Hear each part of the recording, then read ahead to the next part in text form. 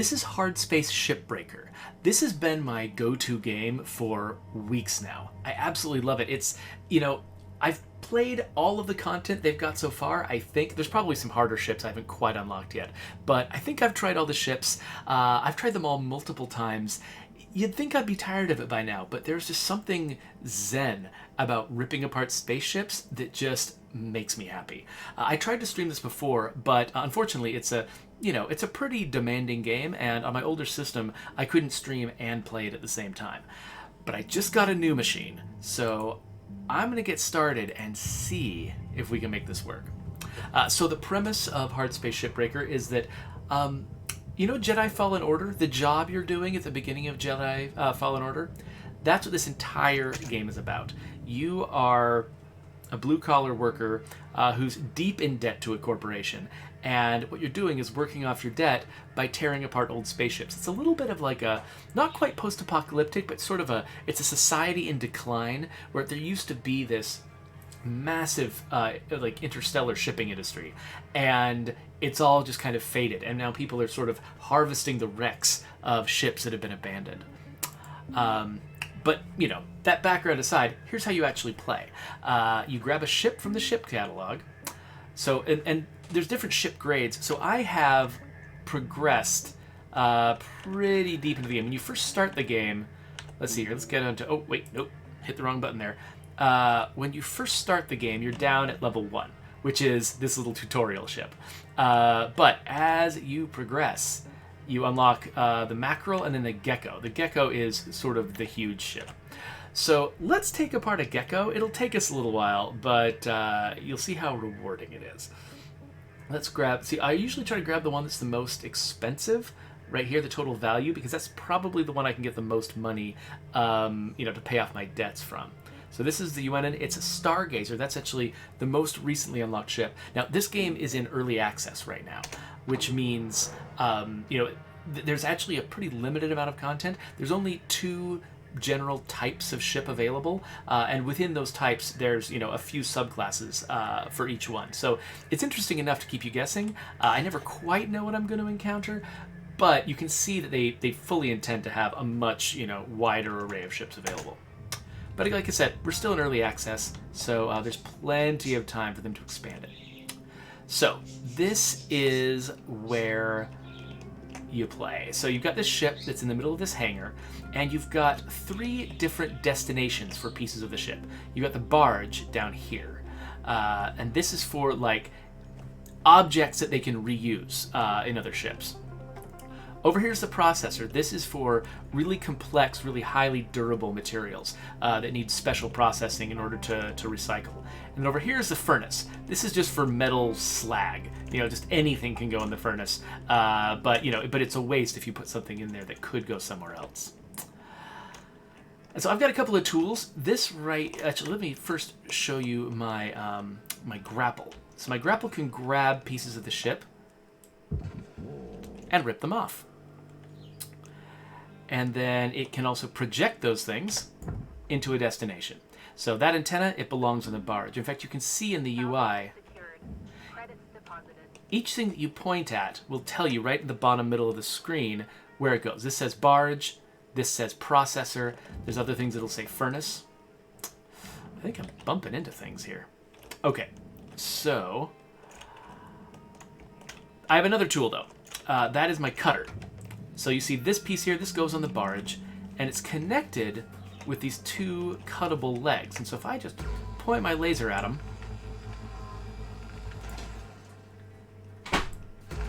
I can basically burn them off. And that frees this piece now that goes on the barge. I can grab it. Now, this is much heavier than the antenna. You can see how much slower it moves. It actually its inertia resists me.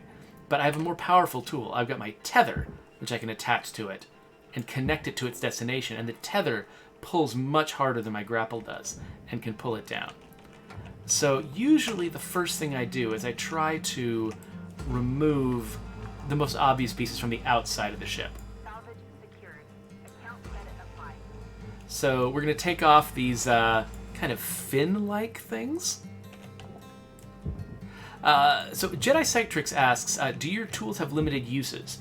Sort of. My basic stuff, my grapple, I can use it as much as I want, and my cutter I can also use. They both wear down over time and will eventually need repairs.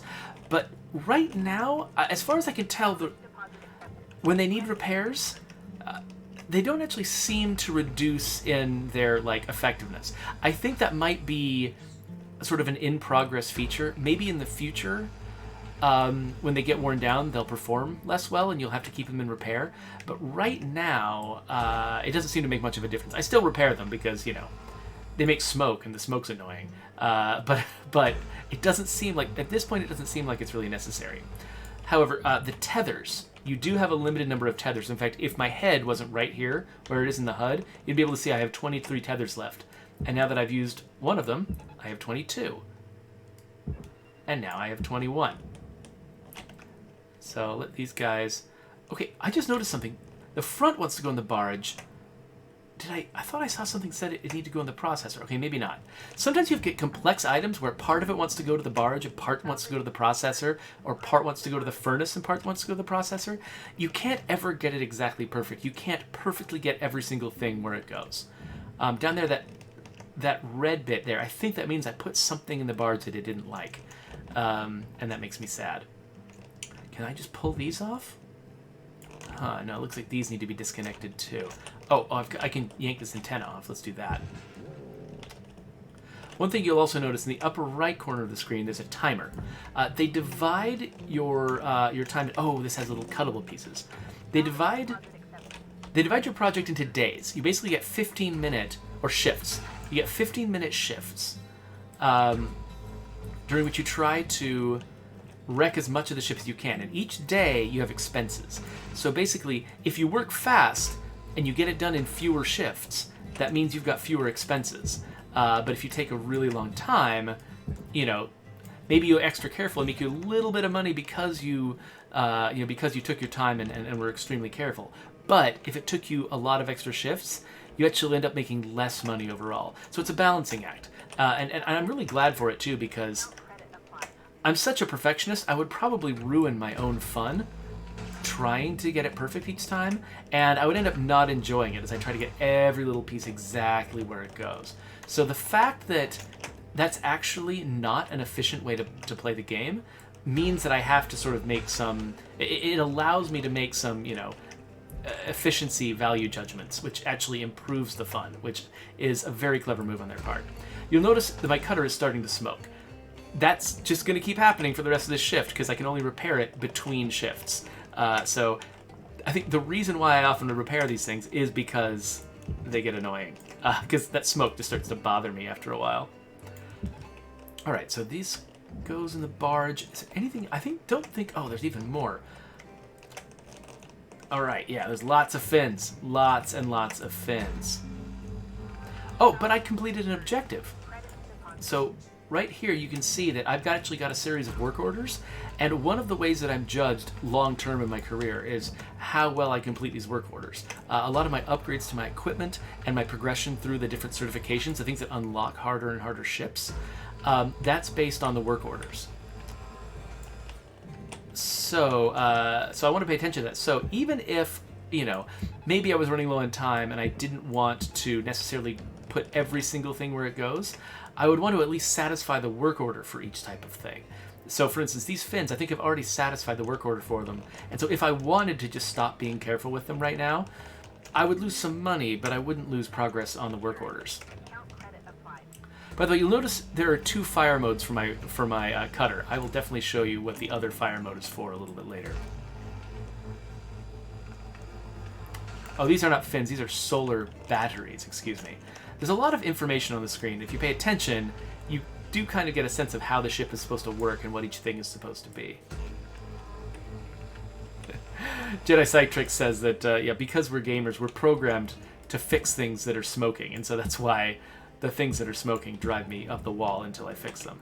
It's almost like, it kind of reminds me a little bit of the fast search mechanic in State of Decay 2, where there's no gameplay reason why you should ever fast search. There's just no point to it at all. But psychologically, you want things to go faster, and so you're still tempted to do it. I feel like that's how the repairs work in this game. Okay, so we've dealt with the outside stuff. Now we want to go inside, but we have to be careful. Let's use our scanner and see. Okay, there's one spot. See this green square in the crew quarters? There's one spot inside the ship that has got atmosphere. So you have to be very careful with that. The red areas do not have atmosphere, but there's a green area with atmosphere. The airlock also has atmosphere, but airlocks are easy. Airlocks know how to deal with atmosphere. So I just activate the airlock. Airlock pressure levels dropping. It evacuates the atmosphere, opens up, and now because there was no atmosphere on the other side, they didn't bother to close the other door. So let's find that crew area. Okay, it's over here.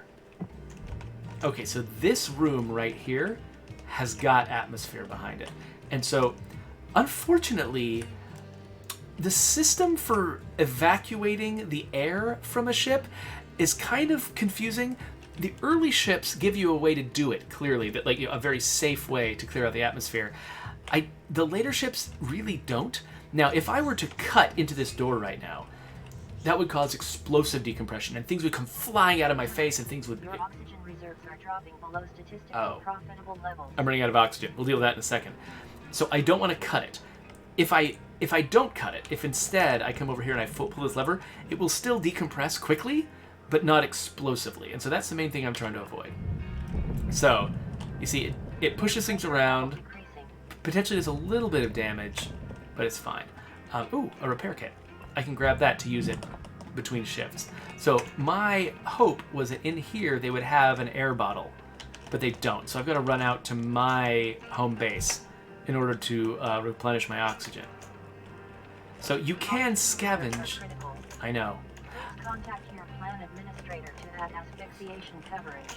But this whole thing is a capitalism satire, which can be hilarious. They're just horrendously abusive to me as an employee, and they only consider my safety valuable in that it impacts their bottom line. And the writing about that is pretty funny. Okay, so I get some oxygen. Oxygen levels stabilizing. Let's also grab a utility key while we're here. I'll go show you what that's for. So one of the most dangerous parts of a ship is the reactor. And so, like, there's a lot... Oh, Weaver's talking to me. Knock out that work order before they turn the lights out on you. Weaver out. Alright, so I've only got 5 minutes left in this ship, but I can still get some good stuff done. I don't have to get home by the end of my shift. They just shut it off whenever it's time. So, okay. So, the problem is there are these pipes connected to the reactor. These are pipes of fuel. There's also pipes of coolant. If I try to disconnect the reactor without turning off all those pipes, they're going to start leaking stuff all over the place, causing explosions, blow up the reactor. The whole thing goes into meltdown. It fragments the ship, and I get almost nothing for it. So I don't want to do that. It could also kill me, but, you know, whatever. I got clones. So step one is to use that utility key that I just bought. You can also scavenge them from ships if you're lucky. Plug that in, and you'll notice the purple lights that were on that pipe went out. So the fuel is now flushed from the pipes. And so now the pipes are safe to cut. Those pipes are safe to cut. The coolant pipes are still not safe. All right, so we got this very complicated ship here. Before I start trying to take all of these items out of the ship and salvaging them, I need to deal with the outer shell of the ship, because while I could try to carry each and every one of these things out of the airlock, that is just a nightmare. That would take forever. So instead, I want to disassemble the hull of the ship first around all these objects so that I can more easily get them out. So that means, so the entire outer hull, you can see, you know, I'm outside the habitation area now. The entire outer hull is held together by these beams with these cuttable points. So this is where the game just gets really, really zen. A lot of times I'll have like a podcast going, or I'll have a YouTube video or a TV show playing in the background, and I'll be sort of listening to that and paying attention to that while just going through and casually cutting all of these little cut points. So each of the segments of the hull, I believe, they're held together here at the top, They're also held together at the bottom. So before I can even move any parts of the hull, I need to, basically cut a lot of these things. I need to be very careful around these. If I hit these with the cutter, they explode, potentially killing me, also damaging huge chunks of the ship. Oh, the fins are also attached to the outside of the ship at these cut points, so I want to take these out too. I really like how they've come up with, you encounter your first fin that's connected this way 2 or 3 levels in. There, shove this out of the way. And so, wait, I don't want to shove it too hard. I don't want it to go into the furnace. There's a little bit of a gravitational pull that the furnace and the processor have, and it's very easy to accidentally shove something too close to the wrong hole and have it just get sucked right in.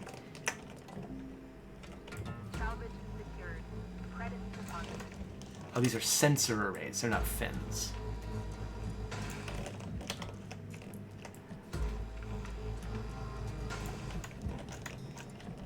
Having to get way up behind this beam in order to reach this. You feel like a space-age grease monkey, and it's great. Alright, so let's attach that to the barge. Get down there. Oh, yeah, my character reacts anytime anything's like swinging towards them, which is fun. Okay, so I went down the upper right side. Did I get everything? Aha! Missed a cut point right here.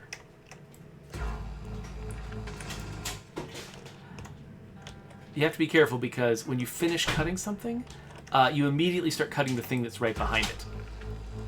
That's actually how I've managed to blow up a lot of the ships that I've blown up, is cutting something without paying attention to what's downrange. Okay, so I don't think there's any more cut points in this direction. So what I need to do is get down to the other side and cut them at the bottom. I don't know if I can get all the way down the ship before my time is up. It looks like I got like 13 seconds left. These coolant tanks are also pretty dangerous. You don't want to shoot those either. And the first shift is done. So you can see, oh, I accidentally destroyed a food pack. Don't quite know how that got into one of the furnaces or whatever, but that's fine. And I got, 1.2 million credits. So unfortunately, I started out like 1 billion credits in debt. So that's just, drop in the bucket. And so now we see, like, as I sort of wake up in the morning, just having that day, that cost me 400,000 credits. So really I only made 800,000. And if I had not been working quickly, I could actually have lost money today rather than gaining it. So let's repair our equipment so we don't have to watch it smoke anymore. And head back out on our shift again. Yeah, so I can abandon the ship if I want to and just get a new ship, but we're making progress on this one and it's feeling good, so we're gonna keep going. Jedi Psych Tricks says, I would love to hear your podcast recommendations sometimes. Okay, so my favorite podcasts include, so I listen to some like political and news podcasts, but those are boring to recommend just because, they got the same content as 900 other podcasts. So the funny, entertaining, or artsy podcasts that I like include, there's one called No Such Thing as a Fish, which is the staff, the writing staff of the British talk show QI. It's sort of a talk show. They kind of set it up almost like it's a quiz show, but it's not really. It's just they prompt a bunch of funny people with questions about facts, and then just have weird conversations about those facts. And so the people who come up with the facts and the trivia questions, they have their own podcast where they basically go through all the weird facts they learned that didn't go on the show. And they're all hilarious people. And it's just massively entertaining. My favorite episodes are actually the ones where they take all the jokes that they cut from other episodes, either for time or just because it's a weird digression or didn't quite fit or it wasn't very funny, and they edit those together. without any, like, fanfare around each one explaining its context. So you just get a bunch of out-of-context, weird comments that are all strung together like they're a single conversation. And it's just weird and meta and hilarious. So yeah, that's my first recommendation. Also, The Anthropocene Reviewed by John Green is another massive favorite of mine. He is one of my favorite people on the internet, and I've never listened to anything that was so poetic before, but it's not like he's reciting poetry or anything, but there's something very poetic in the way he'll take aspects of human life or aspects of the world that are affected by humans and do these little audio essays about them that are like emotionally moving and like weirdly moving. Like he'll take a weird subject like Diet Dr. Pepper and make you want to cry about it. So it's an amazing work of art. So yeah, if I had to just recommend two, those are probably the two I'd recommend. And I see what you did there, Jedi Psych-Trix, because this is the way to enjoy Hardspace Shipbreaker. You kind of go through, you learn how the ships work. And so sometimes it actually does need your full concentration because you're trying to solve some weird geometric problem about how you're going to get through something. But a lot of the time you just learn what you need to do and you just kind of go through the labor of it. And the labor of it is kind of, relaxing, diverting, and you can have a conversation about something else while you're doing it. So, any other questions you have, Jedi Psych-Trix, will probably be appreciated because that's how this game was meant to be played, I believe. So let's cut this loose. So I'm basically just wreaking havoc in here. Once I've disconnected all of these different pieces, the ship is going to come apart like a Lego set. Even less than a Lego. It'll come apart like a greased Lego set. Be very careful around this pipe. I think it's flushed, but it's a good habit to not just fire lasers willy-nilly inside a spaceship. Okay, so you'll notice they tried on purpose to make the ships asymmetrical. So this blockage here, I think this is the airlock. This is only on one side. And so you learn how one side of the ship works and take it apart one way, and then the other side presents a different challenge. And they do that very deliberately. Have I hit everything? I think oh, here we go. There's more. So after I get this set, I think I'll be done. I don't know what this green thing is. My gut tells me that maybe at some point I'll get an upgrade to my laser that can cut this. Right now I can't, though. Okay, so I think I've cut all the major cut points on here, so I'm going to shove my way out of the hull. I love slowly pushing my way through things. Okay, so okay, I'm upside down. This is definitely space. It's really easy to get turned around on upside down in this place. So let's grab my tether gun. So this wants to go in the processor. Let's send it to the processor. Oh, there we go. It's coming out. Now, I got to be careful because it's very possible that there's something attached to the inside of this that I do not want to send to the processor. So let's have a look at the inside. Okay, good. I thought it was probably safe, but you got to be really careful. Because, for instance, the front shell is full of these coolant tanks, and I really don't want to send a coolant tank into the processor. It's mostly because it would be a big waste of money. But it looks like this is also safe to send to the processor, so we'll just send that over there. And so now and then, when I'm doing this, I'll end up running into one that I didn't fully detach, and it will just refuse to go. And then I have to go and investigate why it refused to go and cut the thing that I forgot to cut. Okay, yeah, so usually I'll try to, instead of, you can hook them inside the processor. A lot of times I'll try to hook them to the edges because it's easier to avoid them going to the wrong place sometimes if you just hook them to the edges. And eventually, once they get close enough, they will go inside the processor. All right. Oh, so Jedi Psych-Trix asks, how do I know what goes where? Ooh, destroyed sensor tower. Ooh, there was a sensor tower on one of those pieces, and it did not belong in the processor. Is there another one? Is that a mistake I could make again? I want to be careful. So yeah, so Jedi Psych-Trix asks, how do I know what goes where? So you can see it's kind of subtle if you don't know to look for, but you see the bottom middle of my screen right below my cursor? It says the word processor right now. It says, there's my cursor, and then it says processor. Oh, then it says 5 meters, and it says processor. That's telling me what the thing I'm pointing at, where it goes. So I can hook that to the processor. But then see, I point at this inner hull, and it says furnace. And if I point at something special, I don't know if there's anything in here that's special enough. Like, for instance, the airlock hatch. This says barge. So I can pick up not the hatch, the airlock lever. I can send it to the barge. Okay, so yeah, this stuff, I was worried that maybe this was the kind of thing that I had accidentally mistargeted, but no, that is where it goes. So the airlock is connected to the inner hull. So these other pieces around, like this piece right here, that is ready to go to the processor. See, if I just hook it to the processor, it's going to get dangerously close to the edge of the furnace, and it could go in the furnace by accident. So I'm going to hook it as far from the furnace as I can, so that it'll get pulled as far to the right as possible and miss the furnace, because that's really frustrating, sending a huge piece of nanocarbon into the furnace. But you can see, because the airlock, it has to be connected to the inner hull, I can't just grab this piece. I have to wait until I can cut it loose from this tunnel into the inner hull. And, oh, here is the reactor. So I have to be extremely careful with this. We're not going to play any games around the reactor. Let's remove some more pieces of hull for now. You can chain them together. I could connect this piece of hull to that other piece of hull and let the other piece of hull drag it into the processor. That's completely fair.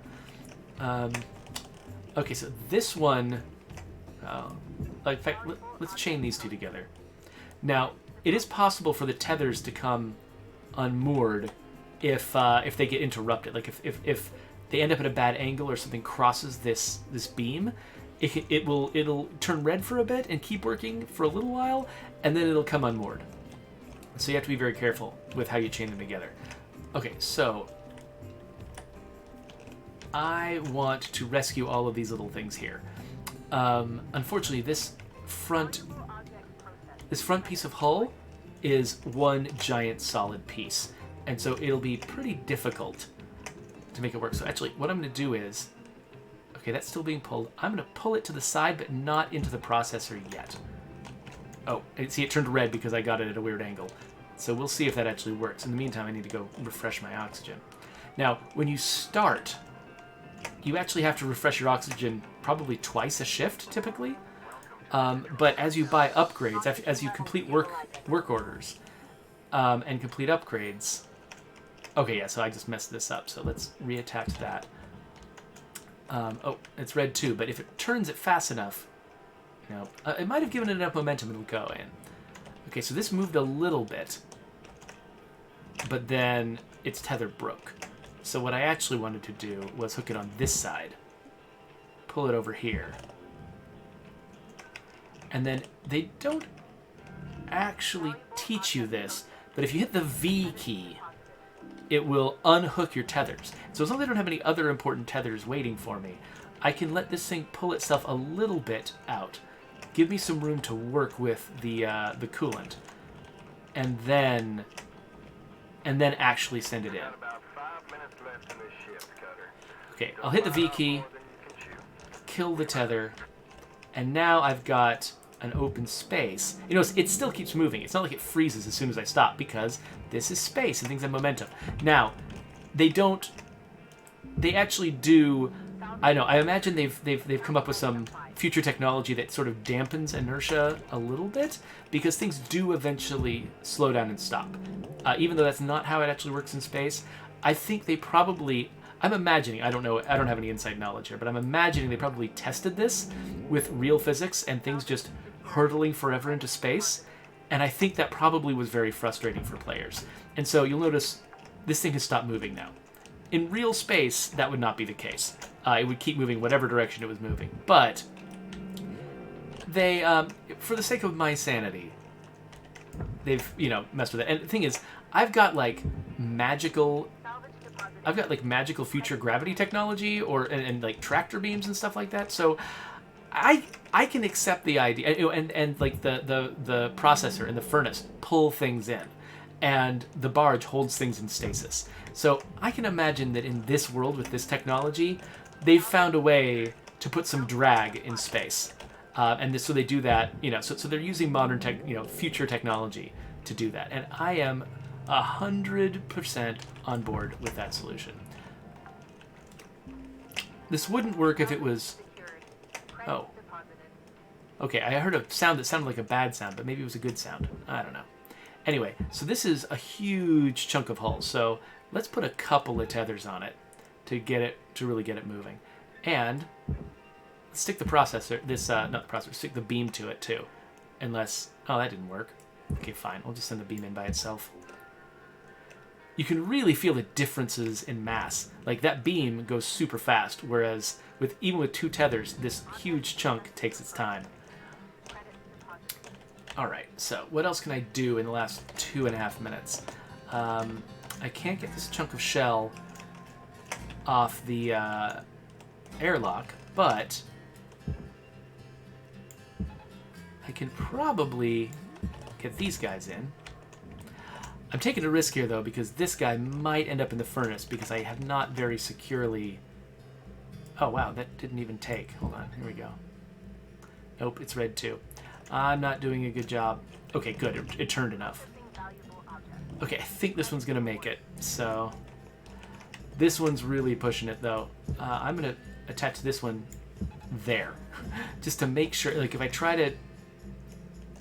to attach it any closer to the furnace, it'll probably end up in the furnace because it's so close.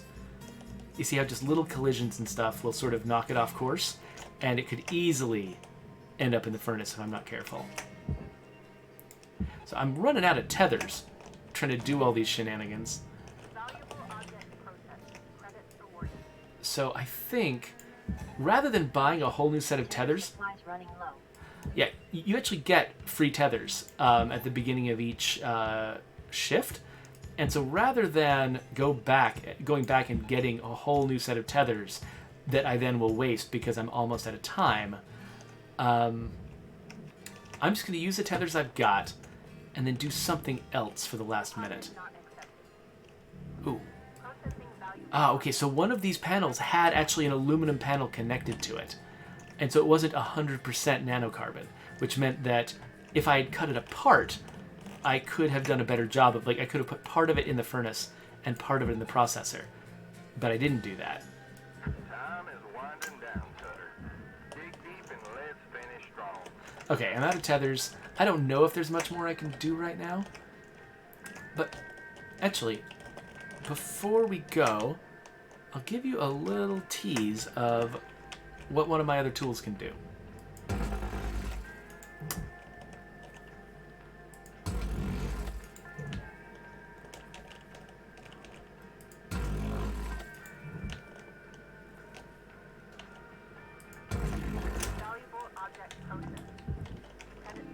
Oh, it's connected inside by the furniture. Dang. I only got 20 seconds left. I probably can't make that work. But we're going to have a lot of fun cutting panels apart. You know what? I'm just going to grab a lever instead. 10 seconds left. Gotta make some money.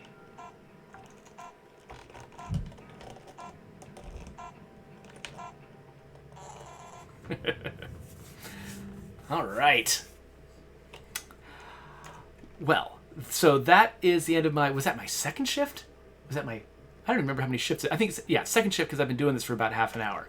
So, real quick, I'm trying to be better at cutting my videos down to appropriate lengths. So, I'm going to go to the end screen and we'll wrap up after 2 shifts. But we're going to come back and we're going to do another... couple of shifts in another video. So, those of you who are watching me live, stick with me. I'm not actually going away.